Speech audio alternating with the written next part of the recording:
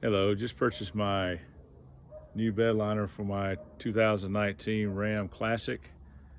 Um, Bighorn. As you can see, it fits perfect. I've carried several items on it now, including real estate signs or heavy loads of rock or whatever, and I haven't had any issues whatsoever out of it.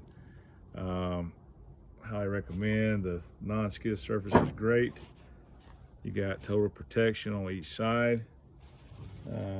It's a really nice fit. It actually,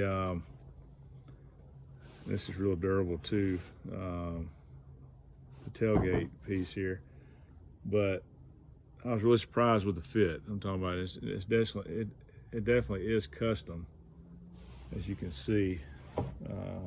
I can't say enough good things about it. I've had several items on here and nothing slides. As you can tell, this has been sitting here for a couple of days now, and haven't had any issues whatsoever. So I highly recommend the DualLiner.